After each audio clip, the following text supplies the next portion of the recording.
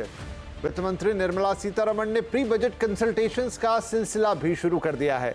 University के लोग हों या इकोनॉमिस्ट, वित्त मंत्री सभी स्टेक होल्डर से मुलाकात करके उनसे सुझाव ले रही हैं। बजट आने से पहले आम लोगों की उम्मीदें भी बढ़ जाती हैं। इनकम टैक्स रेट में कटौती के तोहफे का हर किसी को इंतजार है।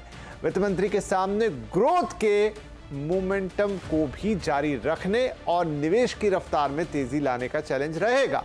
रोजगार के मौके बढ़ाना भी सरकार की एक प्रायोरिटी होगी। ऐसे में वित्त मंत्री के सामने कई चुनौतियां हैं जिनसे उन्हें निपटना होगा। आज आवाज अड्डा में इसी पर हम करेंगे विस्तार के साथ चर्चा। तो एक बड़ा और प्रबुद्ध पैनल भी हमारे साथ जुड़ चुका है। आइए मैं आपका परिचय करा देता हूं। कार्यक्रम में शामिल हो रहे हैं PhD chamber of commerce and industry के chief economist SP Sharma, Swadeshi Jagran Manch के co-convener Ashwani Mahajan, industry expert MS Unnikrishnan, tax expert Sharad Kohli, वरिष्ठ आर्थिक पत्रकार शुभमय भट्टाचार्य जी और हमारे economic policy editor Laxman Roy भी कार्यक्रम में शामिल होंगे। तो आप सभी का बहुत बहुत स्वागत है और हमारे सभी मेहमानों से मैं बात करूंगा। मेरा नाम विपिन भट्ट। तो चलिए शुरुआत करते हैं और अश्विनी महाजन साहब आपसे हम शुरू करते हैं। कारण ये कि आपने अभी मुलाकात की है वित्त मंत्री से, सीधी सी बात, एक लंबी सी फहरिस्त सौंपी होगी। लेकिन देखिए इस समय जिस तरह से हमारी इकोनॉमी है वो जहां पर खड़ी हुई है, अब बजट साल दर साल आने वाली चीज़ है।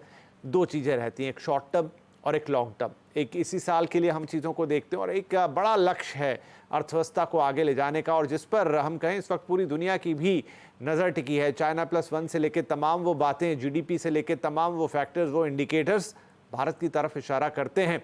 किस तरह की उम्मीदें आप रखते हैं बजट से, और अभी विशेष तौर पर वित्त मंत्री से क्या बातचीत हुई है? देखिए, कुल मिलाकर के जो बजट है वो तो सरकार की आर्थिक नीतियों का एक आईना होता है। और पिछले बजट में जो इंटरिम बजट आया था उसमें आभास तो हो ही गया था कि किस प्रकार का बजट, पूर्ण बजट आने वाला है। और अब सरकार बनने के बाद जो पूर्ण बजट आ रहा है तो स्वाभाविक है जो जिन मुद्दों को लेकर के इंटरिम बजट आया था उसी को आगे बढ़ाने का काम होगा।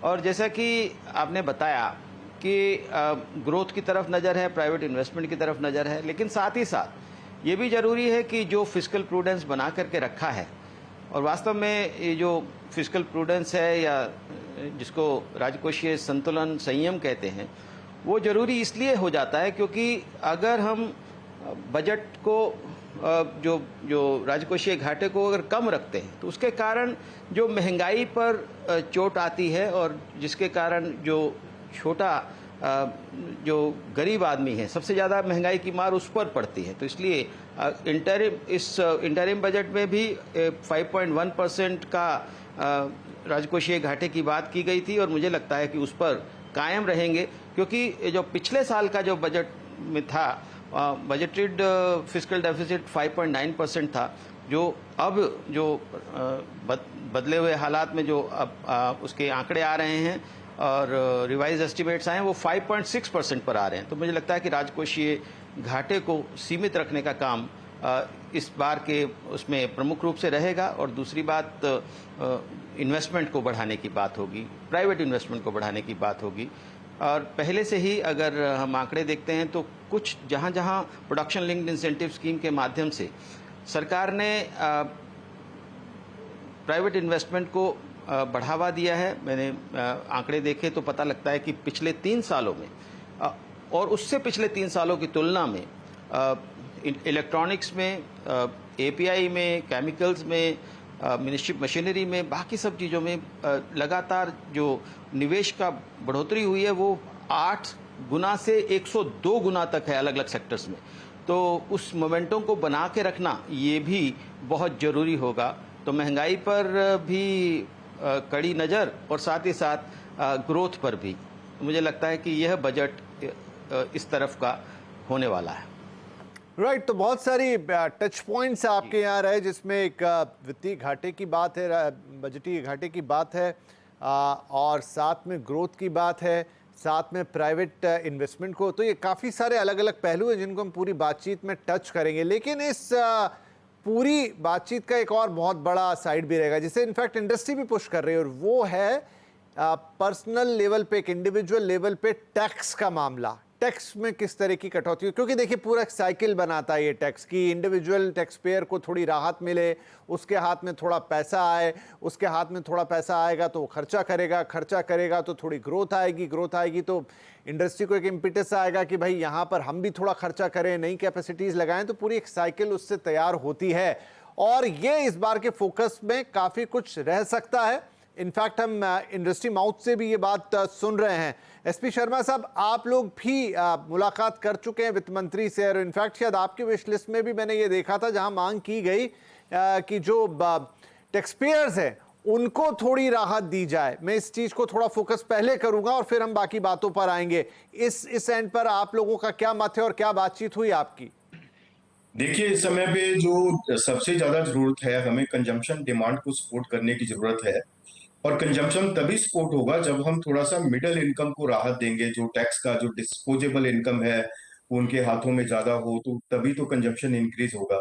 और कंजम्पशन इंक्रीज होने से ही फैक्ट्री आउटपुट बढ़ेगी। तो हमारा सुझाव है कि जो टैक्सेस हैं, जो मिडिल इनकम टैक्सेस हैं, जो हम 10-15 लाख की इनकम के ऊपर बहुत ज्यादा टैक्स लगा रहे हैं, हाई हाई टैक्स हम इतनी इनकम पे ही लगा देते हैं 15-20 लाख के ऊपर, तो उसमें राहत होनी चाहिए। कम से कम जो 30% टैक्स है that should come at the income of 40 lakhs. तो ये हमारा एक बहुत बड़ा सुझाव है जिसमें कि पर्सनल डिस्पोजेबल इनकम बढ़ेगी, लोगों के पास और कंज्यूम करने के जो मायने हैं वो क्रिएट होंगे, और अर्थव्यवस्था में तेजी आएगी जिससे कि मैन्युफैक्चरिंग सेक्टर में ग्रोथ आएगी। बिकॉज अभी हम बात करते हैं कि कैपेक्स इंक्रीज होना चाहिए, तो कैपेक्स इंक्रीज तभी होगा जब जब डिमांड होगी। जब डिमांड होगी तो कैपेक्स अपने आप ही होगा। तो हमने बहुत सारे लोगों से बात की कि जो इन्वेस्टमेंट्स हैं, प्राइवेट इन्वेस्टमेंट्स क्यों नहीं आती हैं, क्योंकि इकोनॉमी में उस तरीके की डिमांड अभी भी नहीं है जिस तरीके से उनको कैपेसिटी एक्सपेंशन करना पड़े। तो सबसे पहले हमें जो रूरल इकोनॉमी है उसको सपोर्ट करने के लिए, कंजम्पशन ट्राजेक्टरी को इंक्रीज करने के लिए, उसके लिए प्रयास करने होंगे, जिसमें हमारा ये बहुत बड़ा सुझाव जो कि 30% टैक्स है वो 40 लाख की इनकम के ऊपर होना चाहिए। उसके नीचे इतना हाई टैक्स, जो पीक टैक्स रेट है, that should not be imposed on the middle income. ये हमारा हमने सुझाव दिया है। और दूसरा, जैसे पहले स्पीकर ने बात की कि इन्फ्लेशन जो है, inflation trajectory is coming again and again, वो हमारा पूरा ग्रोथ को इम्पैक्ट करता है। तो हमें खास करके जो दालों के भंडार से जो इन्फ्लेशन क्रिएट होता है, जो जब डेफिशिएंसी वो 3-4 मिलियन टन की जो डेफिशिएंसी रहती है, उसके लिए हमें पर्याप्त कुछ उपाय करने होंगे कि जो सप्लाई है दैट रिमेन्स इंटैक्ट, के डिमांड के ऊपर प्रेशर नहीं आए और जो प्राइस एस्केलेशन है वो सडन नहीं हो। अभी भी जैसे हम देख रहे हैं कि फूड इन्फ्लेशन में जो पल्सेज इन्फ्लेशन है that is high and high, so उसको नीचे लाने के लिए हमें जो कोल्ड स्टोरेज और जो वेयर हाउसिंग के ऊपर ज्यादा ध्यान देना होगा, सो दैट कि agriculture production is saved in the proper places. तो उससे क्या होगा कि जब सप्लाई अपने पास, हमारे पास जो एक ऐसा बफर है, तो हम अपना इन्फ्लेशन जो ट्राजेक्टरी है उसको आने से पहले ही कंट्रोल कर सकते हैं। ये एक थोड़ा सा इसके ऊपर अच्छे से विचार करके मतलब ध्यान देना होगा कि हम कैसे अपना सप्लाईज को इंटैक्ट कर सकते हैं और इन्फ्लेशन ट्राजेक्टरी को हम कैसे कंट्रोल कर सकते हैं। और तीसरा, जो इंफ्रास्ट्रक्चर स्पेंडिंग है, हमने देखा कि बहुत बड़े बड़े शहरों में बहुत अच्छा इंफ्रास्ट्रक्चर डेवलप हुआ है। खास करके जो टायर 2 और टायर 3 सिटीज हैं और जो विलेजेस हैं, वहां पे अभी भी इंफ्रास्ट्रक्चर की कुछ कमी है। उसमें हमें ध्यान देना होगा कि जो पब्लिक यूटिलिटीज हैं, खास करके वो विलेजेस में, हम जैसे स्मार्ट सिटीज डेवलप कर रहे हैं तो स्मार्ट विलेजेस भी होने चाहिए, जिससे कि लोगों को जो ग्रोथ है, जो हम फास्टेस्ट मूविंग इकोनॉमी है, उसका जो जो उसका फायदा है वो एक लोअर लेवल पे भी लोगों को, जो गांव के लोग हैं, जो जो रूरल इकोनॉमी में लोग रहते हैं, उनको भी उसका फायदा मिले कि ठीक है, भारत बहुत तेज गति से आगे बढ़ रहा है, हम भी उस ग्रोथ को एंजॉय कर रहे हैं। उनके पास पब्लिक यूटिलिटीज जैसे कि इंटरनेट की सेवा और जो वाटर और हेल्थ सेंटर्स और एजुकेशन स्कूल्स, ये सब कुछ उनके पास भी एक अच्छी मात्रा में, एक पर्याप्त मात्रा में होना चाहिए, so that they are also enjoying the trajectory of India's growth, which is the fastest moving among the many economies. So हमारे जो सुझाव हैं, those are really practical, कि एक विकसित भारत बनने के लिए, हमें आगे बढ़ने के लिए इंफ्रास्ट्रक्चर को जोर देना है, इन्फ्लेशन को कंट्रोल करना है, मांग क्रिएट करनी है, जिससे कि हमें हमारी फैक्ट्री एक्सपेंशन होगी, हमारे लोगों को रोजगार मिलेगा। और रोजगार मिलने के लिए सबसे पहले हमें मैन्युफैक्चरिंग में हाई ग्रोथ लेके आना पड़ेगा। मैन्युफैक्चरिंग की अगर डबल डिजिट ग्रोथ रहती है तभी जाके रोजगार पैदा हो पाएगा। क्योंकि जब डिमांड नहीं होगी तो factories will not be able to deploy more and more workforce in their respective premises. तो उनके लिए हमें एक ऐसी ट्राजेक्टरी क्रिएट करनी होगी कि वो लोगों को डिप्लॉय करने के लिए रेडी हैं और अपने फैक्ट्रीज में उनको जगह दे रहे हैं। सरकार ने एक बहुत अच्छी बात की जब इंटरिम बजट आया कि 1 लाख करोड़ रुपया R&D एक्टिविटी के लिए रखा। उसको प्रयोग करने के लिए जो यूनिवर्सिटी इंडस्ट्री लिंकेजेस हैं उनको स्ट्रांग करना होगा, तभी तो वो 1 लाख करोड़ रुपया आगे जो फायदेमंद होगा, फ्रूटफुल होगा, जब लोगों को जो युवा वर्ग है उनको जाके फैक्ट्रीज में, उनको इंडस्ट्री में ट्रेनिंग मिलेगी, फिर वो आगे अच्छे जो प्रॉमिसिंग सेक्टर्स हैं वहां पे अब्सॉर्ब कर पाएंगे। तो R&D एक्टिविटी को और एनहेंस करने के लिए, स्टार्टअप्स को सपोर्ट करने के लिए, मैन्युफैक्चरिंग में particularly the MSMEs in the manufacturing वो बहुत ज्यादा इंपॉर्टेंट है, क्योंकि हमने देखा है कि MSME का कंट्रीब्यूशन हम कहते हैं कि 31% है, 32% है GDP में, लेकिन उसमें खाली जो मैन्युफैक्चरिंग MSMEs है उनका 8% ही कंट्रीब्यूशन है। तभी तो ग्रोथ आएगा जब हम मैन्युफैक्चरिंग में खास करके जो मैन्युफैक्चरिंग MSMEs हैं उनको सपोर्ट करेंगे जी। और उनके लिए हम जो ग्रोथ के संसाधन पैदा करेंगे, जैसे कि पीछे 1 लाख करोड़ रुपए का जो R&D एक्टिविटी के लिए फंड रखा गया है वो बहुत अच्छी बात है, उससे उसको और स्ट्रॉन्ग करना होगा। और खास करके जो हेल्थ से रिलेटेड जो सुझाव हैं कि हेल्थ के बारे में हम बहुत बात करते हैं और हम बहुत अच्छा देखते हैं, नंबर्स में हम देखते हैं कि 4% ऑफ GDP और 5% ऑफ GDP और 3% of GDP, there must be some qualitative outcomes of the health sector के कितने डिस्पेंसरीज हैं, कितने रेडियस में हमारे डिस्पेंसरीज हैं, कितने रेडियस में अच्छे जो हॉस्पिटल्स हैं, डिस्पेंसरीज हैं और जो मल्टी फैसिलिटी जो हॉस्पिटल्स हैं वो कितने कितने रेडियस में आते हैं, तो वो देखना पड़ेगा। ये Sharma ji, quality of health centres क्या है। बहुत बहुत ही कंप्रिहेंसिव डिमांड है और बहुत ही मतलब जो सारे पॉइंट है, आपने इन्फ्लेशन से शुरुआत की, उससे पहले हमने टैक्स की बात की, चाहे इंफ्रा स्पेंडिंग हो, स्मार्ट विलेजेस, ये बहुत अच्छा मुझे सुझाव लगा। वाकई में हम स्मार्ट सिटीज की तरफ काम कर रहे हैं, लेकिन शायद स्मार्ट विलेजेस भी इस देश की जरूरत बन सकती है, जिस तरीके से हमारी पूरी आबादी का एक population is in the rural India. बिल्कुल बिल्कुल नहीं, ये बहुत बहुत काबिल तारीफ सुझाव है आपका, एंड आई होप कि अभी ना सही लेकिन आगे सरकार के लिए एक काफी सोचने वाली बात होगी। उसके अलावा तमाम सेक्टर्स आपने टच किए, लेकिन मैं इसका एक हिस्सा उठा के अभी आगे बढ़ता हूं और वो है टैक्स वाला, क्योंकि ये तुरंत की थोड़ी सी नीड है। और शरद कोहली साहब आज पैनल पे हैं, तो शरद जी, इंडस्ट्री भी ये चाह रही है कि आपके हाथ में थोड़ी सी एक्स्ट्रा इनकम आए, थोड़ी टैक्स में राहत दी जाए। उन्होंने कहा 20 से 40 लाख तक, इनफैक्ट वहां पर थोड़ा थोड़ा आप कटौती करें उस स्लैब के ऊपर, ताकि लोगों के पास खर्च करने को आए, और खर्च करेंगे तभी वो पहिया घूमेगा। क्या आप उम्मीद कर सकते हैं बजट से? इंटरिम बजट हम समझते हैं कि वहां पर उतनी गुंजाइश होती नहीं, उम्मीद तब भी थी क्योंकि चुनाव के पहले का बजट था, अब चुनाव हो चुके हैं, लेकिन शायद ये नीड ऑफ द आवर है। बिल्कुल विपिन, देखिए चुनाव ने ही एक स्टेज सेट कर दी है और शायद पता नहीं ये सर्वे निकल के आया कि नहीं आया कि बहुत सारे जो ओवरऑल वोटिंग हुई वो 60-65% हुई। क्षमा करिए, मैं थोड़ा सा पॉलिटिकल एंगल से शुरू करूंगा। तो उसमें करीब 1/3 लोगों ने वोट नहीं दिया। अब देखने वाली बात यह है कि क्या ये 1/3 लोग मिडिल क्लास से थे? तो पहली बात तो हमें जो मिडिल क्लास, हम टैक्स की जब बात करते हैं तो मिडिल क्लास की जो डेफिनेशन है, हम केवल मिडिल क्लास 10-12 लाख जो कमाता है वहां तक नहीं रुके। मुझे लगता है इस महंगाई बढ़ने के बाद, इन्फ्लेशन जो पीछे देश ने देखी है पिछले 2-3-4 साल में, कोविड के बाद से खासकर, उसको अगर हम देखें तो मुझे लगता है कि मिडिल क्लास की डेफिनेशन कहीं डबल 20-25 लाख तक हो चुकी है। अगर घर में 2 लोग कमाते हैं तो मिडिल क्लास की, और मिडिल क्लास की अगर आप आबादी देखें तो आबादी करीब इस टाइम मेरे हिसाब से 65-70 करोड़ के आसपास पहुंच चुकी है। और हमें ये नहीं भूलना चाहिए कि 25 करोड़ लोग मल्टी डायमेंशनल पॉवर्टी इंडेक्स से बाहर आए, वो लोअर मिडिल क्लास में मूव करके मिडिल क्लास में तो नहीं मूव किए। तो मिडिल क्लास की जो डेफिनेशन है बहुत बढ़िया है। तो मुझे लग रहा है जो टैक्स पेयर्स की गिनती है, 8 करोड़ रिटर्न्स विपिन फाइल की गई थी पिछले साल तक, और 8 करोड़ के रिटर्न्स की हम बात करें जिसमें टैक्स पेयर्स लगभग 2 करोड़ के आसपास होंगे, पर वो 8 करोड़ लोग रिटर्न फाइल कर रहे हैं, वो लोग टैक्स की कंप्लायंस करते हैं। तो मुझे लग रहा है उनकी उम्मीद है, और वो हायर लेवल पे जो टैक्स लगता है तो कुछ लोग मिलके पूरे देश के टैक्स का लोड ले रहे हैं। अगर मैं इसको दूसरे तरीके से बोलूं, बहुत कम लोग, पूरे देश का जो फिस्कल लोड है वो कुछ लोगों के पास जा रहा है। इसमें कंपनीज भी आती हैं, हायर लेवल के टैक्स पेयर्स भी आते हैं। और जिस प्रकार से टैक्स कलेक्शन बढ़ा है विपिन, 25% के करीब औसतन टैक्स कलेक्शन की ग्रोथ है। तो मुझे लग रहा है कि ये जो सरकार को रिवॉर्ड मिला है, भले ही इसकी वजह टेक्नोलॉजी रही कि अब टैक्स इवेजन के जो मीडियम्स हैं वो कम हो गए हैं, टैक्स एवेजन के तरीके अब लोगों के पास इतने नहीं बचे। सरकार ने टेक्नोलॉजी का बहुत अच्छे से इस्तेमाल किया है, जिसकी वजह से बहुत ज्यादा टैक्स कलेक्शन हुआ है।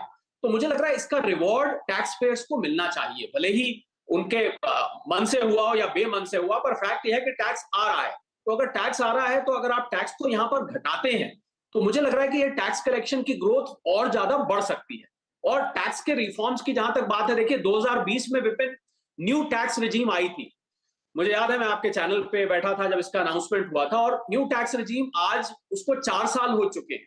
4 साल में मेरी कैलकुलेशन के हिसाब से करीब 25-30% लोग ही न्यू टैक्स रिजीम में आ पाए हैं।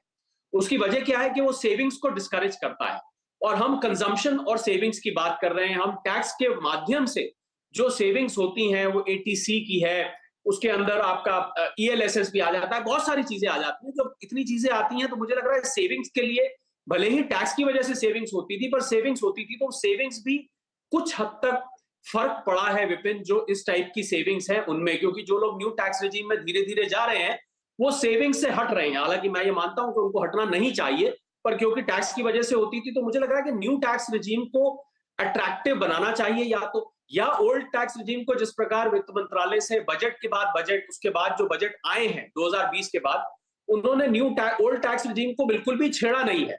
ऐसा लगता है वो फ्रीज हो गई है कि अब भाई इसकी तरफ से हमारा ध्यान हट गया है, पर ऐसा होना नहीं चाहिए। इसलिए नहीं होना चाहिए क्योंकि अभी भी आपके 75% लोग ओल्ड टैक्स रिजीम है।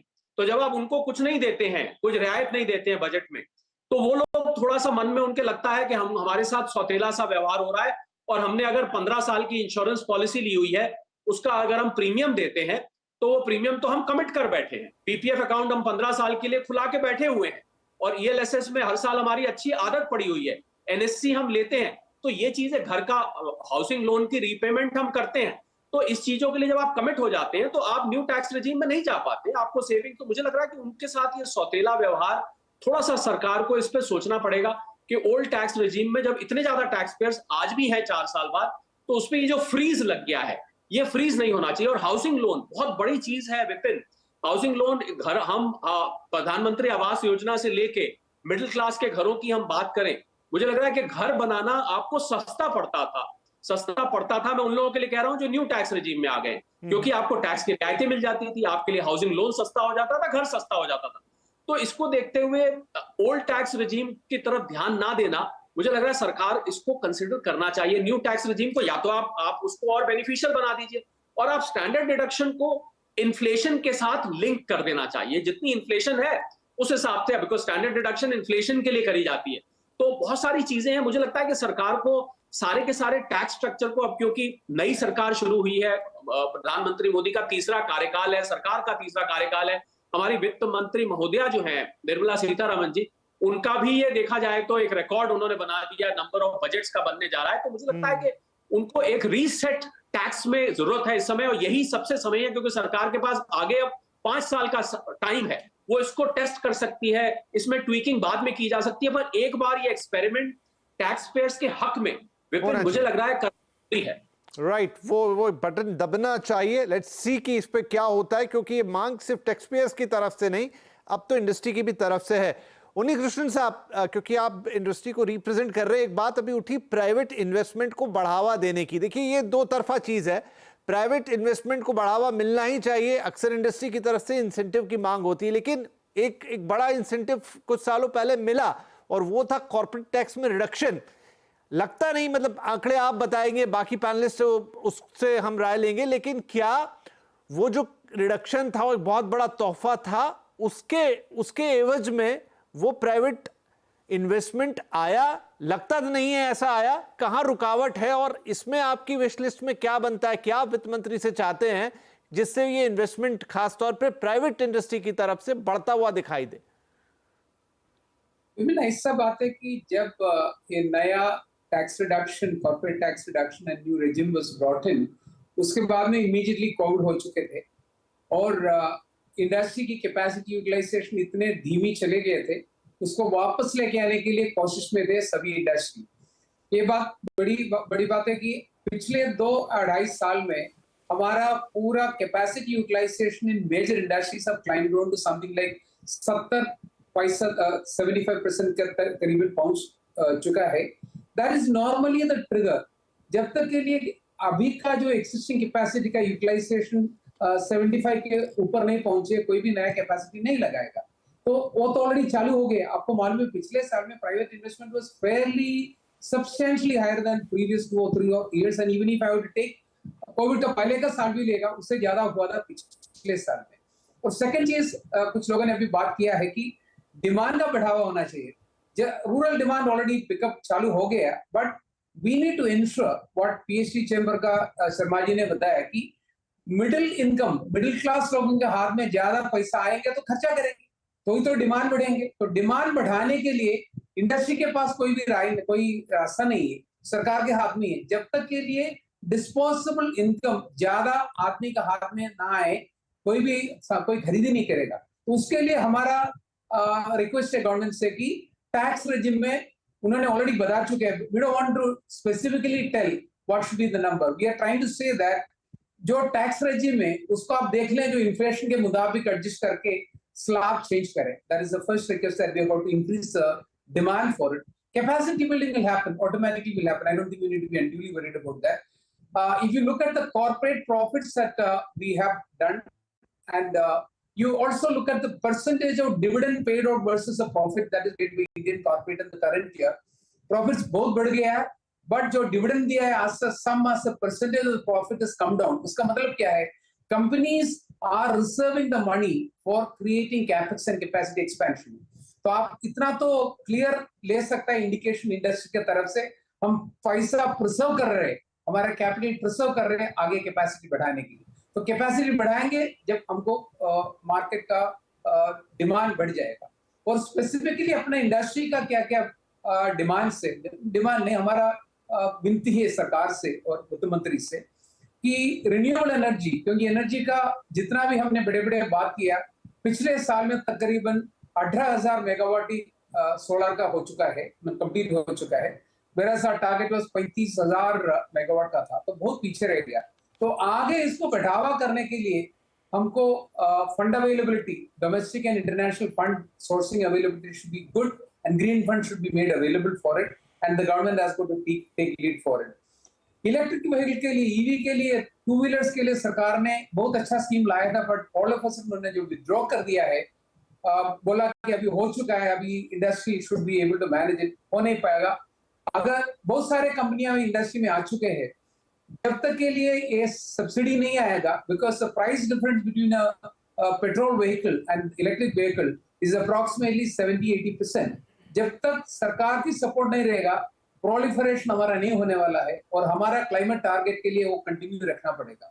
और पीएलआई का एरिया में, जैसे हमारा दोस्त ने पहले बात किया है, 3-4 एरिया में बहुत अच्छा काम किया है, पर जो डिसबर्समेंट हो चुका है सो फार, जो प्लान किया वर्सेस डिसबर्समेंट हो गया, उतना नहीं हुआ है, और उसको थोड़ा एक्सटेंड करना पड़ेगा, उसको पीरियड एक्सटेंड करना पड़ेगा डिसबर्समेंट के लिए। और नए कुछ आइटम हमारा मांगे सरकार से कि semiconductor, special alloys, critical minerals technology हमारा कंट्री में नहीं है, क्योंकि अभी हमने रिसेंटली इतने बड़े बड़े न्यूज आए थे कि जम्मू एंड कश्मीर और राजस्थान में इतने लिथियम है कि पूरा दुनिया के लिए हम बना पाएगा।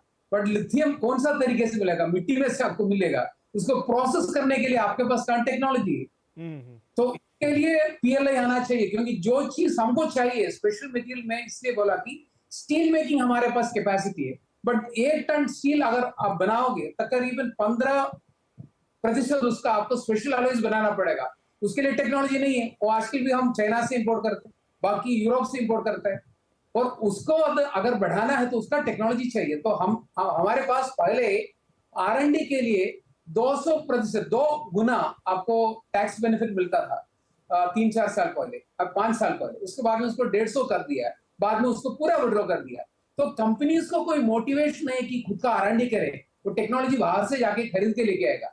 आज का दुनिया में हिंदुस्तान एक ही मार्केट इतना फास्ट ग्रोथ हो रहे, तो कोई भी टेक्नोलॉजी देने के लिए तैयार नहीं। तो ये R&D के एरिया में सरकार को वापस से एडिशनल बेनिफिट जो पहले देते थे, उसको कंट्री को फायदा होगा, कंपनीज को फायदा होगा, करवाना चाहिए।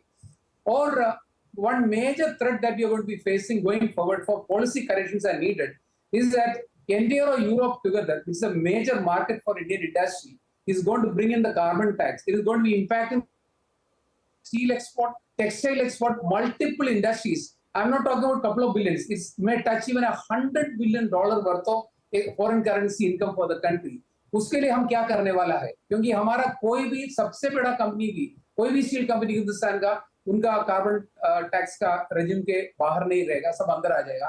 तब करीबन 5 से 10% का उसको anti dumping duty, carbon tax लगने वाला है। हमारा इंपोर्ट एक्सपोर्ट बहुत कम होने वाला है। उसके लिए हमने एफटीए तो साइन किया, बट कोई भी नजर नहीं है हमारा तरफ से उसको कैसा as a country how we are going to be managing. So policy decisions at the topmost level we are expecting in that area.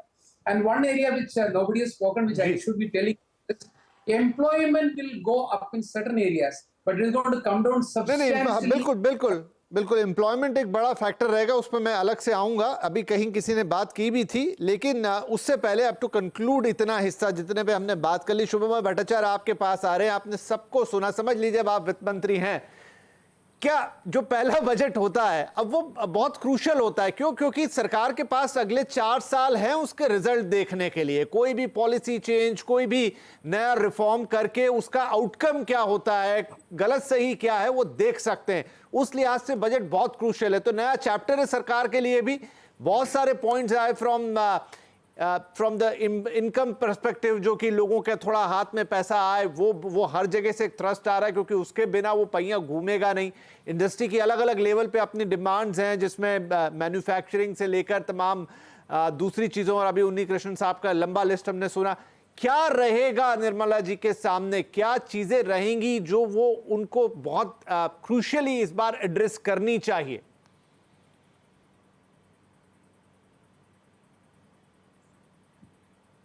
जी मुझे लगता है कि निर्मला सीतारमण जी के लिए मेन प्रायोरिटीज जो अभी सारे डिस्टिंग्विश्ड पैनल जो बात कर रहे थे, उसमें यह है कंजम्पशन रेज करना, इन्वेस्टमेंट रेज करना और फिस्कल डेफिसिट का कंट्रोल रखना। अगर ये तीनों को अगर करना है तो कंजम्पशन रेज करने के लिए मैं एक कॉन्ट्रा व्यू लूंगा कि इनकम टैक्स रिलैक्सेशन से ज्यादा बेहतर रहेगा एमजी एनआरईजीए का रेट्स बढ़ाना, क्योंकि वो ऑलरेडी काफी हाई है। हम कह रहे हैं रूरल इनकम डिस्ट्रेस, हम कह रहे हैं रूरल इकोनॉमी में जान नहीं है। ज्यादातर एफएमसीजी कंपनीज बस अभी रिसेंटली ही कुछ उनमें इजाफा हुआ है उनके सेल्स में। तो बॉटम ऑफ द पिरामिड में अगर एनआरईजीए रेट्स में अगर हाइक किया जाए, और इसके चलते अगर बजट में अगर एक्स्ट्रा 20 से 30 हजार करोड़ रुपए का प्रावधान किया जाए, तो मुझे लगता है वो इमीडिएट कंजम्पशन में फर्क लाएगा। और अगर इसके तुलना में अगर मिडिल क्लास को अगर इनकम टैक्स के रियायत दिया जाए, तो उसका मल्टीप्लायर थोड़ा कम होगा, क्योंकि उसमें सेविंग्स में चीजें जाएगा। तो मुझे लगता है अगर गवर्नमेंट को अगर एक लिमिटेड पर्स से अगर चलना है, तो कंजम्पशन मैं कहूँगा बॉटम ऑफ द पिरामिड। और चूंकि इस बारी की जो वोटिंग का जो रिजल्ट है, उसमें साफ जाहिर है कि रूरल डिस्ट्रेस एक बहुत बड़ी एक कहानी, एक बहुत बड़ी रियलिटी है कि बीजेपी को बहुत सारी रूरल सीट्स में लॉस मिला है। तो अगर उस वैसे अगर देखा जाए तो एनआरईजीए का राजस्व बढ़ाना जरूरी है, और वो बेनिफिशियल भी रहेगा। चारों तरफ से फील गुड फैक्टर अगर कहें तो वो बहुत बड़ा फायदा आएगा। उसके साथ में मैं कहूँगा इन्वेस्टमेंट्स, जिसकी बात हो रही थी कि प्राइवेट सेक्टर को इन्वेस्टमेंट्स के लिए इंटरेस्ट किया जाए, उसमें कई तरह के स्टेप्स दिए जा सकते हैं। कुछ स्टेप्स हमारे पैनलिस्ट बोल रहे थे, R&D में ज्यादा सपोर्ट देने की, वो बात सही है। साथ में मैं ये भी कहूंगा कि अगर कॉर्पोरेट बॉन्ड मार्केट में अगर उनको इंटरेस्ट किया जाए कि वो किस तरह से कॉर्पोरेट बॉन्ड में आ सकते हैं। अभी देखिए कॉर्पोरेट बॉन्ड मार्केट में सबसे ज्यादा प्रॉब्लम रहता है टैक्सेशन का। अगर वो टैक्सेशन के रूल्स अगर स्ट्रीमलाइन किया जाए, सिंप्लीफाई किया जाए, तो एक बहुत बड़ा फायदा आ सकता है कि कंपनीज को इन्वेस्टमेंट्स बढ़ाने के लिए कॉर्पोरेट बॉन्ड्स में आएंगे। तो 2 फायदे रहते हैं। एक कि वो बैंक्स के ऊपर ज्यादा डिपेंड नहीं करते हैं। अगर बैंक्स के ऊपर ज्यादा डिपेंड नहीं करेंगे, तो बैंक्स के पास सेम रेट ऑफ इंटरेस्ट में एमएसएमईज को देने के लिए ज्यादा कॉर्पस तैयार होता है। बैंक्स के लिए प्रेशर नहीं होता है। बैंक्स ज्यादा इंटरेस्ट में जाएंगे, इंटरेस्ट लेंगे एमएसएमई सेक्टर को बढ़ावा देने के लिए। तो वो भी एक बेहतर चीज है। इसलिए मुझे लगता है कि, और मैं आशान्वित हूँ कि कॉर्पोरेट बॉन्ड मार्केट में ज्यादा सेक्टर में इंटरेस्ट ज्यादा रिफॉर्म्स किए जाएंगे। खासकर इसलिए क्योंकि इस साल पहली बार जेपी मॉर्गन बॉन्ड इंडेक्स में भारत शामिल हुआ है। ऑलरेडी सारे न्यूज मीडिया का कहना है कि करीब $40 बिलियन के करीब एक्स्ट्रा इन्वेस्टमेंट्स इंडियन मार्केट में आ सकते हैं। और वो सारे तभी आएंगे, उनको अच्छा रिटर्न भी मिलेगा और कंपनीज को भी रिटर्न मिलेगा अगर कॉर्पोरेट बॉन्ड मार्केट में उछाल आए, क्योंकि गवर्नमेंट बॉन्ड मार्केट में तो फिस्कल डेफिसिट कंट्रोल करने से अपने आप ही उछाल आ रहा है कि गवर्नमेंट अपने आप को सीमित रख रहे हैं, गवर्नमेंट ज्यादा खर्च में नहीं जा रहे हैं, उस तरह के खर्च में नहीं जा रहे हैं जिससे को आप वेस्टफुल एक्सपेंडिचर कह सकते हैं। तो ये मुझे दोनों चीज मुझे लगता है जुड़ा हुआ है, consumption at the lower end of the income bracket, investment relief for the private sector, जिस तरह की चीजें जरूरत है वो चीजें मुझे लगता है करना बहुत जरूरी है। और वही मैं कह रहा हूँ कि वो रिलेटेड है, इस बार बहुत बड़ा पॉसिबिलिटीज है कि स्ट्रीमलाइन अगर किया जाए इनकम टैक्स स्ट्रक्चर को, ताकि कंपनीज बॉन्ड मार्केट से पैसा उठाए रादर देन बैंक से। ये एक रिफॉर्म जिस बहुत बड़ी से बात कर रहे हैं और ये बहुत जरूरी है for a long term growth strategy India में बनने के लिए। तीसरा चीज उसी से जुड़ा हुआ है जो ग्रोथ है, कि अगर गवर्नमेंट अगर ये कर पाते हैं तो गवर्नमेंट के लिए फिर स्कोप बन जाता है कि जिन सेक्टर्स में टारगेटेड इंटरफेरेंस करने की जरूरत है, जिन सेक्टर्स में मुश्किलें सामने हैं, इमीडिएट मुश्किलें सामने हैं, जैसे स्टार्टअप सेक्टर्स में या सेक्टर्स जैसे ये न्यू एनर्जीज रिन्यूएबल सेक्टर में, क्योंकि रिन्यूएबल सेक्टर्स में बहुत सारे प्रोजेक्ट्स अभी भी स्टीम नहीं पकड़ रहे हैं क्योंकि लेवलाइज टैरिफ्स उनका अभी भी स्ट्रीमलाइन नहीं बन रहा है। और पावर सेक्टर रिफॉर्म्स कितना क्रूशियल है वो हम इस बारी के गर्मी में खासकर समझ सकते हैं कि पावर सेक्टर रिफॉर्म्स को अगर हम नजरअंदाज करेंगे तो वो हमारे लिए बहुत बड़ा खतरा बन जाएगा।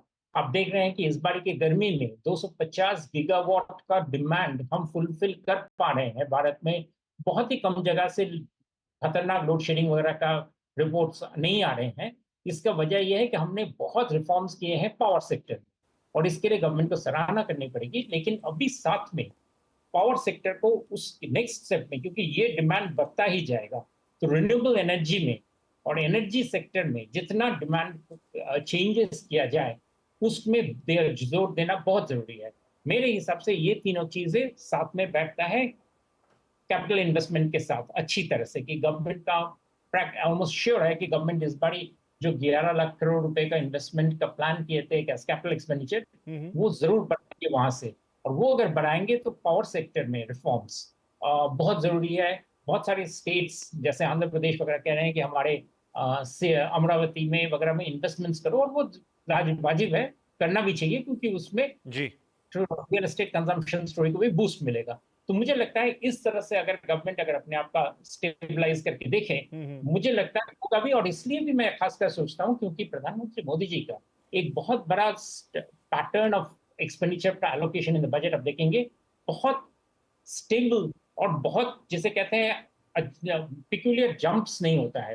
वो एक कंसिडर्ड बिजनेस लाइक अप्रोच लेकर बजट को देखते हैं कि बजट में किस चीज की जरूरत है, किस चीज में कहाँ पे इंटरफेरेंस की जरूरत है, not to make a spectacular announcement. और वो इसीलिए मुझे इस बार भी लगता है कि उस तरह का स्पेक्टेकुलर अनाउंसमेंट्स वो बजट में उस तरह के में नहीं जाएंगे जो जरूरत नहीं है, जिससे सच में ठोस रिफॉर्म्स की बात नहीं आएगी। और सारे दल का पॉइंट ये रहेगा कि lowest level of the income में क्या बेनिफिट दिया गया है, इसीलिए उस पर सब्सिडीज या वेलफेयर कुछ देने ही पड़ेंगे। तो उनको देने के लिए बाकी किस सेक्टर्स में किस तरह के डेवलपमेंट रिफॉर्म्स किए जाने चाहिए। ठीक है, तो शुभमय कह रहे हैं कि बॉटम ऑफ द पिरामिड आप NREGA को थोड़ा पंप अप कीजिए तो वहां से ज्यादा फायदा होगा डिमांड बढ़ाने में।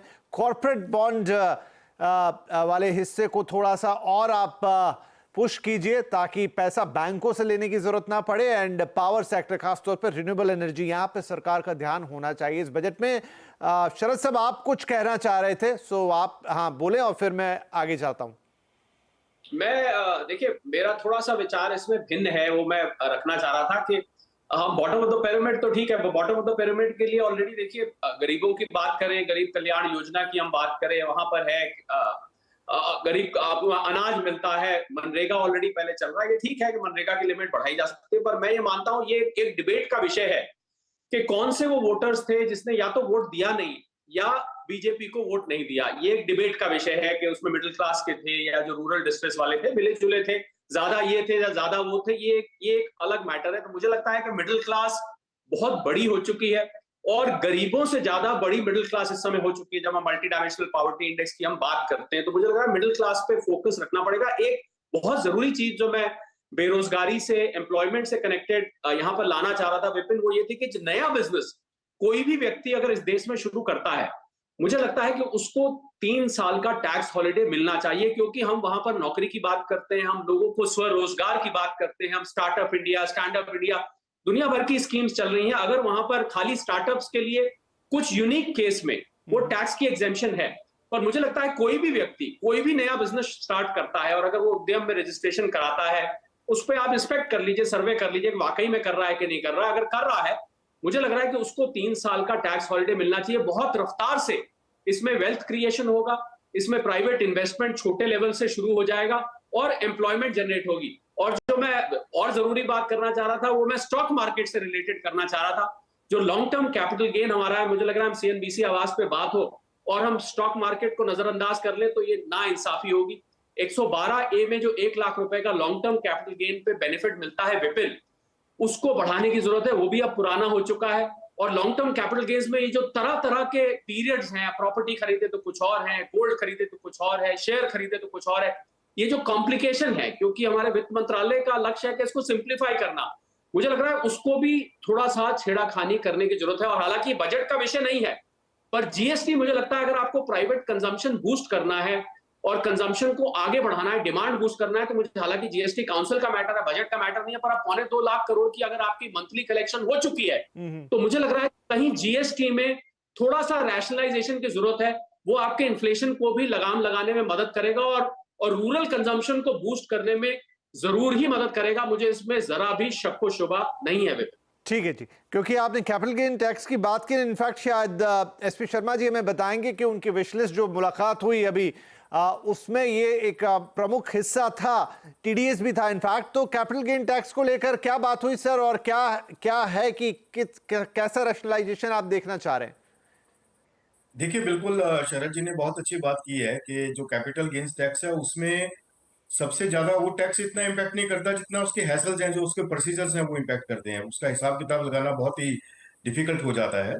तो सरकार जो है वो खुद ही इसके ऊपर विचार करेगी कि उसको कैसे सिंप्लीफाई किया जाए। जो लॉन्ग टर्म कैपिटल गेन्स हैं वो अलग अलग सेक्टर्स में, खास करके रियल स्टेट में या फिर फाइनेंशियल मार्केट्स में, उसको कैसे रेशनलाइज किया जा सकता है, उसके ऊपर सुझाव दिए गए हैं।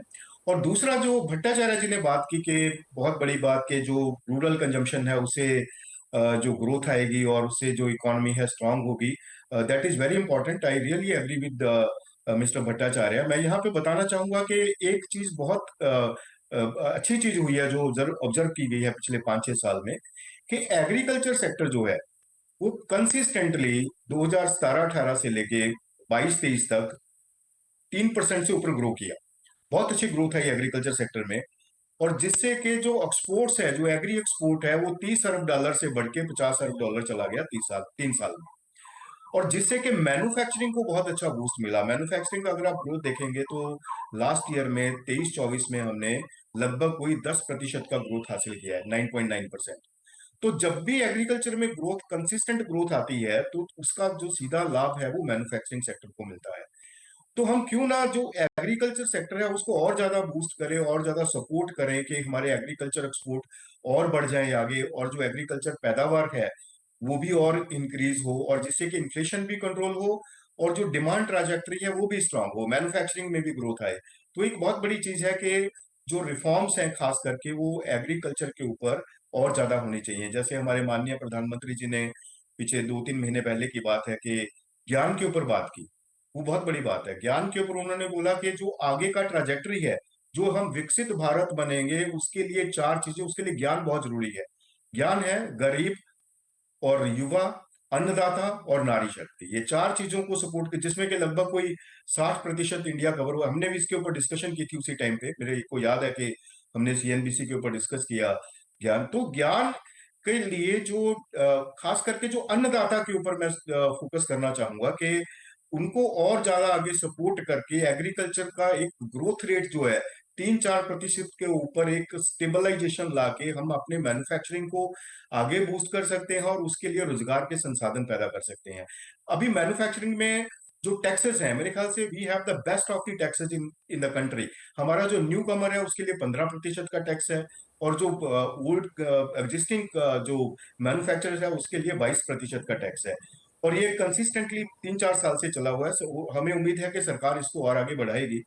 और रिफॉर्म्स खाली चाहिए कि हमें थोड़ा ईज ऑफ डूइंग बिजनेस और कॉस्ट ऑफ डूइंग बिजनेस थोड़ा कम हो, जिससे कि जैसे कॉस्ट ऑफ लॉजिस्टिक्स है, कॉस्ट ऑफ कंप्लाइंसेस है, और कॉस्ट ऑफ जैसे अभी हमारे मित्र ने बात की कि लेबर कोड्स के ऊपर विचार, वो एक बहुत, उससे मैन्युफैक्चरिंग में और ज्यादा एक ध्यान होगा और फोकस आएगा, मैन्युफैक्चरिंग ग्रोथ और बढ़ेगी। तो खास करके जो अगर हम पिन पॉइंटेड सजेशंस देखें तो मैन्युफैक्चरिंग में टैक्सेस बहुत अच्छे हैं इस टाइम पे, कॉर्पोरेट टैक्स बहुत अच्छा है, खाली एक ऐसे और रिफॉर्म्स करने की जरूरत है जिससे कि कॉस्ट कम हो। एग्रीकल्चर में हमें इंफ्रास्ट्रक्चर चाहिए, जी। हमारे किसान बहुत मेहनती हैं, अगर हम इंफ्रास्ट्रक्चर क्रिएट करेंगे तो हमारे वेयर हाउसिंग बढ़े और हम उस अनाज को जो हमारा वेस्ट होता है उसको बचा पाए, जो भी 25-30% जो वेस्ट हो जाता है उसको बचा के हम आगे या एक्सपोर्ट कर सकते हैं या फिर उसको डिस्ट्रीब्यूट कर सकते हैं, जिससे कि प्राइस एस्केलेशन नहीं आएंगे। इंफ्रास्ट्रक्चर के ऊपर सरकार ऑलरेडी 11,11,000 करोड़ का अनाउंसमेंट दे चुकी है, वो बहुत बड़ा है। पीछे 4-5 साल में 2-3 लाख करोड़ से बढ़ के 11 लाख करोड़ तक चला गया है। बहुत अच्छी इन्वेस्टमेंट है, रोजगार पैदा हो रहा है, तो बहुत अच्छी डेवलपमेंट हो रही है उसमें। वो हम और खास करके जो आगे जो एजुकेशन और हेल्थ सेक्टर है उसमें रिफॉर्म्स होनी चाहिए, उसमें भी इंफ्रास्ट्रक्चर की डिमांड है। तो कुल मिला के जो रिफॉर्म्स हुई हैं पीछे 9-10 साल में वो बहुत ही इंप्रेसिव है। बस उनको एक प्रैक्टिकल शेप देके परकोलेट करने की जरूरत है कि वो ग्राउंड पे जाके जो नीडी लोग हैं जिनको वो चाहिए। ठीक है, तो यहाँ इसी से लगभग आगे का सवाल जो आप कह रहे हो कि उनको परकुलेट करके बस थोड़ा सा ग्राउंड लेवल पे लेके आना। अश्विनी साहब, एक जो बड़ा मुद्दा भी रहा और बड़ी जरूरत भी है, बात सिर्फ मुद्दे की नहीं है, वो है रोजगार। और रोजगार भी मतलब हर लेवल का रोजगार, सिर्फ एक टाइप का नहीं है, हर इकोनॉमिक क्लास के लिए जो थोड़ा पैरिटी लेके आए। तो उस पर किस तरह की चीज आप देखना चाहते हैं कि इस बजट में हो, कैसे रोजगार का वो दायरा बढ़ता हुआ नजर आएगा? सबसे पहले तो मैं जो सुझाव आ रहे हैं उनके संदर्भ में एक अपना पक्ष रखना चाहूँगा कि हम चाहते हैं कि बजट का साइज बड़ा हो, हम चाहते हैं कि सरकार ज़्यादा खर्च करे, कैपिटल एक्सपेंडिचर भी करे, सोशल वेलफेयर के लिए भी, पब्लिक वेलफेयर के लिए भी घर भी बने और इंफ्रास्ट्रक्चर बाकी सब चीज़ें भी बने और सबकी भलाई के लिए कुछ ना कुछ खर्च हो।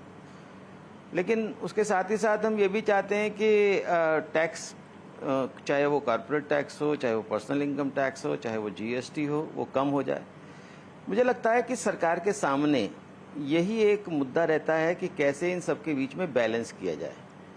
और ये ज़रूरी है इस समय, क्योंकि प्राइवेट इन्वेस्टमेंट तभी बढ़ता है, क्योंकि एक क्राउडिंग इन इफेक्ट तभी आता है जब हम पब्लिक सेक्टर का एक्सपेंडिचर, यानी सरकार का पब्लिक एक्सपेंडिचर बढ़ाते हैं और कैपेक्स बढ़ाते हैं।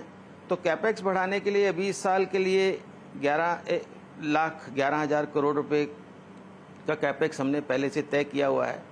तमाम प्रकार के खर्चे भी हैं, इसलिए ये बात सही है कि जीएसटी से बहुत बूस्ट मिला है रेवेन्यू को। और ख़ास तौर पर मैंने कैलकुलेट किया था कि पिछले साल के अंदर हमारा जो हमने बजट किया था और जो वास्तव हुआ उसमें काफ़ी अंतर आया और हम टैक्स जीडीपी रेशो भी बढ़ गई। और ये टैक्स जीडीपी रेशो को और ज़्यादा बढ़ाने की ज़रूरत है, इस बात को सभी मानते हैं। तो इसलिए कहीं ना कहीं हम सबको कुछ सेक्रीफाइस करना पड़ेगा और उसके आधार पर देश में आर्थिक विकास करना पड़ेगा। अब बात आती है हमारे इन्फ्लेशन को रोकने की और साथ ही साथ रोजगार को बढ़ाने की। जी। तो अब आप ये देखिए कि इन्फ्लेशन को कैसे रोका जाए, कैसे हम इन्फ्लेशन को काबू में रखें। तो उसके लिए ज़रूरी है कि हम फिस्कल डेफिसिट को बैलेंस करके रखें। हमने 5.9% सोचा था, 5.6% पे लाए और उसके अच्छे असर देखने को मिले। लेकिन साथ ही साथ फूड इन्फ्लेशन की भी बात है। अब ये बात सही है कि इस बार मानसून तो अच्छा होने वाला है, लेकिन जो मौसम परिवर्तन है, जो क्लाइमेट चेंज है, उसका प्रभाव हमारे खाद्यान्नों के और अन्य खाद्य पदार्थों के रखरखाव पर पड़ने वाला है। उसके कारण भी फूड इन्फ्लेशन हो सकती है, इसका भी हमें ध्यान रखना पड़ेगा। सर, तो मुझे एक छोटा ब्रेक लेना होगा क्योंकि समय हो गया। हम इस बात को बिल्कुल आगे लेकर चर्चा में आएंगे और इस पर और डिटेल में बात करेंगे। एक छोटा ब्रेक ले रहा हूं, ब्रेक के बाद हमारे जो इकोनॉमिक पॉलिसी एडिटर है लक्ष्मण रॉय, वो भी हमारे साथ जुड़ेंगे। उनसे एक ताज़ा अपडेट लेते हैं कि इस वक्त क्या हलचल बजट को लेकर हो रही है, और फिर हम जो बचे हुए मुद्दे हैं उन पर अपनी बात आगे बढ़ाएंगे। छोटा सा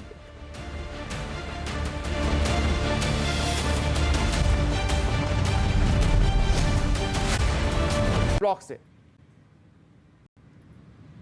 देखिए, वैसे तो बजट जब नज़दीक आता है तो एक आम सहमति रहती है कि सरकार इंफ्रास्ट्रक्चर पर खर्च बढ़ाएगी, सरकार कैपिटल एक्सपेंडिचर बढ़ाएगी, सरकार जो है ग्रोथ को फोकस करेगी, इन्वेस्टमेंट को फोकस करेगी। लेकिन जो अब तक मुझे संकेत मिल रहे हैं, इस बार बजट में सबसे ज़्यादा फोकस जिन मुद्दों पर रहने वाला है उनमें से एक है मध्यम वर्ग। मध्यम वर्ग पर इस बार के बजट में अच्छा खासा फोकस किया जाएगा, और इसके पीछे असली वजह है कि जो चुनावी नतीजे आए हैं उससे सरकार को भी कहीं न कहीं एहसास हो गया है कि मध्यम वर्ग जितना अपेक्षा कर रहा था उतनी राहत हम नहीं दे पाए हैं। अब मध्यम वर्ग को राहत देने के लिए 2-3 विकल्प हैं सरकार के पास। एक तो सीधा सा विकल्प होता है कि इनकम टैक्स में आप राहत दे दीजिए। इनकम टैक्स में राहत देंगे, लोगों के हाथ में पैसा आएगा, लोगों के हाथ में पैसा आएगा तो खपत काफ़ी ज़्यादा बढ़ जाएगी।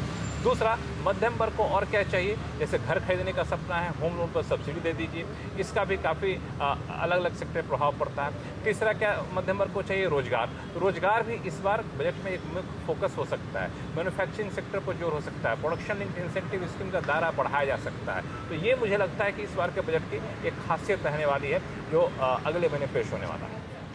जी, तो चलिए मोटे मोटे पॉइंट्स वही हैं। रोजगार हुआ, मध्यम वर्ग को सपोर्ट की बात हुई, थोड़ा हाथ में एक्स्ट्रा इनकम की बातें हुई, महंगाई पे भी एक नज़र रहेगी, ओवरऑल ग्रोथ एक फैक्टर रहेगा। उन्हीं कृष्ण साहब, तो देखिए अब काफ़ी कुछ हमारी लिस्ट पर तो रहता है कि ये भी हो जाए वो भी हो जाए, सब कुछ अच्छा है, लेकिन नीड ऑफ द आवर क्या कहते हैं? एक कोई ऐसी चीज़ और शॉर्ट रखेंगे क्योंकि अब समय मेरे पास कम रह गया, जो तुरंत चाहिए हमें। सबसे बड़ा इंपॉर्टेंट है कि modernisation of the MSME of the country, क्योंकि जो तरीके से हम बड़े बड़े रास्ता बनाए वो तरीके से हमारा बड़े बड़े कंपनियां भी अच्छे डिजिटाइजेशन कर चुके हैं, पर अपना एमएसएमई जो इतने लोगों को नौकरी देता है उनका जब तक के लिए इंप्रूवमेंट नहीं होगा, बड़े नौकरी अच्छा नौकरी उसमें नहीं होगा। तो main area on that one. दूसरा एक चीज से बहुत जल्दी बताता हूँ कि बाकी बड़े बड़े कंट्रियों में अभी आर्टिफिशियल इंटेलिजेंस का प्रभाव से जो चेंजेस होने वाला है, विज्ञान होने वाला है, उसके लिए मिनिस्ट्री होम कर चुके हैं। जो एक सेंचुरी का सबसे बड़ा ग्रोथ होने वाला कंट्री हिंदुस्तान है, और हमारा आईटी इंडस्ट्री को उससे बहुत नेगेटिव इंपैक्ट होने वाला है नौकरी का।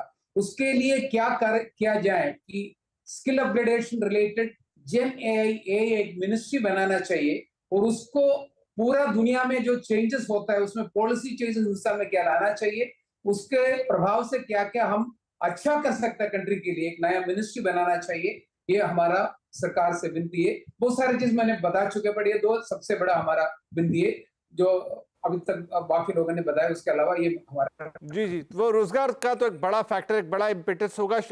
अश्विनी जी, आपसे भी मैंने सवाल पूछा था, आपकी बात अधूरी रह गई थी, प्लीज उसे हम क्विकली कंप्लीट करेंगे।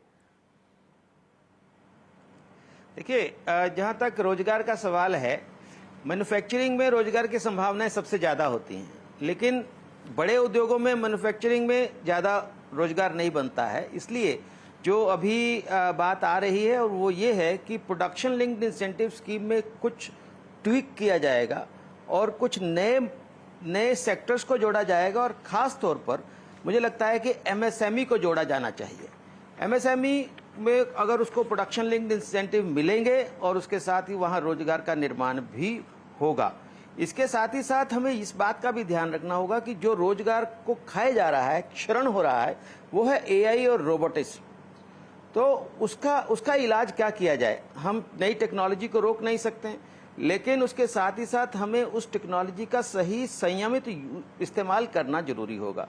और इसके लिए जरूरी है कि हम रोबोट्स और एआई का इस्तेमाल करने वाले जो उद्योग हैं या जो व्यवसाय हैं, वो अपने इसका उपयोग करते हुए ज़्यादा लाभ अगर कमा रहे हैं तो उसका कुछ हिस्सा सरकार को टैक्स के रूप में, चाहे उसको रोबोट टैक्स कहें या क्या कहें, तो उसको टैक्स के रूप में दिया जाए, ताकि जो डिस्प्लेस हो रहे हैं उनको हम स्किल कर सकें, उनको हम इसके लिए इक्विप कर सकें, कि ताकि वो नए रोजगारों की तलाश में आगे बढ़ सके, क्योंकि ठीक है सर, क्योंकि मेरे पास समय एकदम कम रह गया है, क्विकली, क्योंकि मेरे पास एक दो सवाल और रहते हैं। शरद साहब, आप कह रहे थे, कोशिश करूंगा आपके पास आ पाऊं, लेकिन उससे पहले शुभमय, ये बहुत बड़ी एक चुनौती भी है, जरूरत भी है, और उसके एक ऑलराउंड इफेक्ट होंगे। आपके लिहाज से रोजगार के लिए एक बड़ा कदम क्या होगा?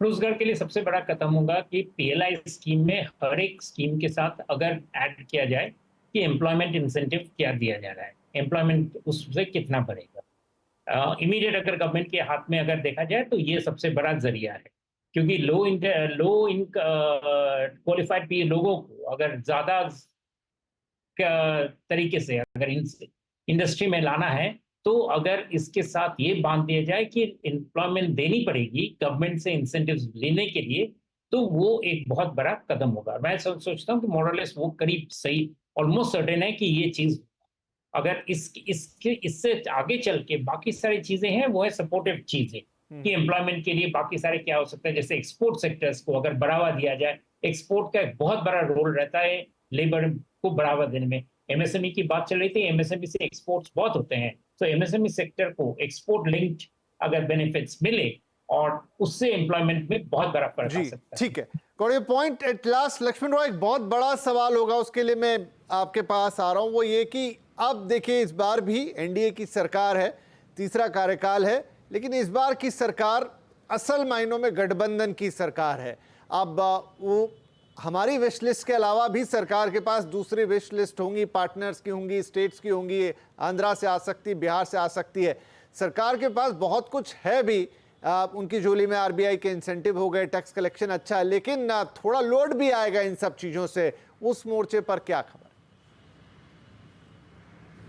देखिए, यहाँ पे मुझे लगता है कि इस गठबंधन की सरकार का असर आपको दिखेगा, क्योंकि 4 राज्यों में विधानसभा चुनाव भी होने हैं, उसका भी असर दिखेगा। और ये असर देखते हुए सोशल वेलफेयर, सामाजिक कल्याणकारी योजनाओं पर सरकार का खर्च बढ़ेगा।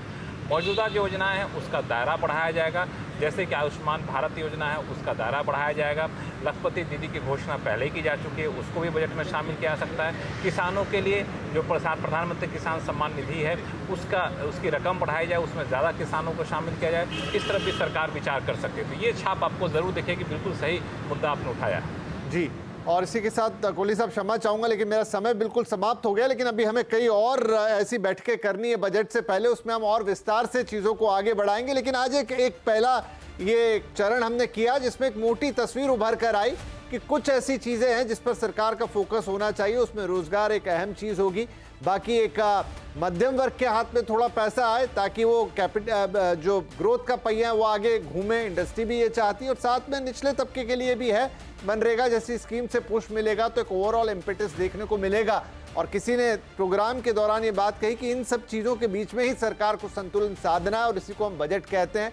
तो अब बड़ा महत्वपूर्ण होगा सरकार के अगले 5 साल की रूपरेखा के लिए पहला बजट, पहला जो परीक्षा है उस सब पे नजर रहेगी, और ऐसे कई कार्यक्रम बजट के पहले और लेकर आएंगे आपके लिए। फिलहाल आज आप सभी मेहमानों का बहुत बहुत धन्यवाद।